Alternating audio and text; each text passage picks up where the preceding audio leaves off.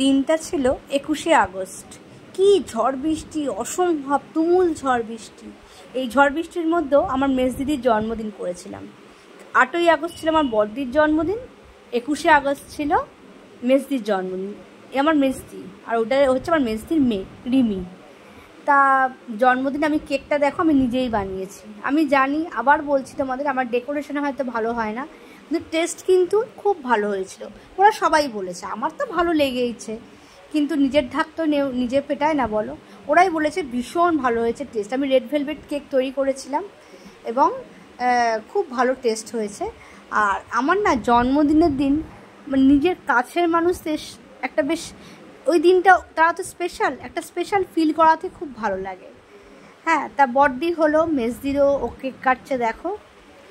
আর আমার মা বসে বসে এখানে বলছে দেখো তোমাদের ছোট বোন কেমন কেক করছে আর কি।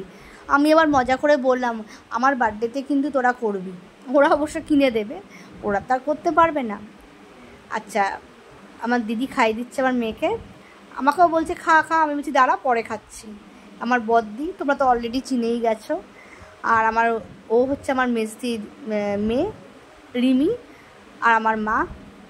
সেদিনকার যা তুমুল ঝড় বৃষ্টি চিন্তা করতে পারবে না, 21শে আগস্ট। আর সেদিন কেন বলো তো পোস্ট করিনি, আসলে 9ই আগস্ট একটা বড় ঘটনা ঘটে গেছে, এখনও তার জের চলছে। কিন্তু আমি দেখলাম ভিডিওটা পড়েই আছে, আর সত্যি তো দিদির ভিডিওটা পোস্ট করিনি। হ্যাঁ, ওর তো মনটা একটু খারাপ লাগবে। আমি টুকটাক ভিডিও এখন করছি, পোস্ট করছি, তোমাদের সঙ্গে শেয়ার করছি, এই জন্য ভিডিওটা আমি পোস্ট করেই দিলাম আজকে। দেখো, মা তো খুব খুশি, মা দেখছে যে কেক বানিয়েছি, মা ভীষণ খুশি। কিন্তু মার ক্রিম দেওয়া কেকটা অতটা ভালো লাগে না। সবাই মিলে খুব আনন্দ করে কেক খাচ্ছে। আর আমার সবথেকে বড় অ্যাচিভমেন্ট কী বলো তো, আমি বাড়িতে পুরো দোকানের মতন কেক বানাতে শিখে গেছি। হ্যাঁ, আমি যার কাছে কেক শিখেছি সেও অসাধারণ অপূর্ব কেক বানায় আর কি। আমাদের ফ্ল্যাটেরই নিচে একটি বাচ্চা মেয়ের কাছ থেকে আমি শিখেছি। তারপর শুধু শিখলে তো হয় না, হাত প্র্যাকটিস সমানে করে যেতে হয়। আর আমি যখনই কিছু কেক বানাই আমি একটু ইউটিউবে দেখে নিয়ে আমি ব্যাপারটা করে দিই আর কি।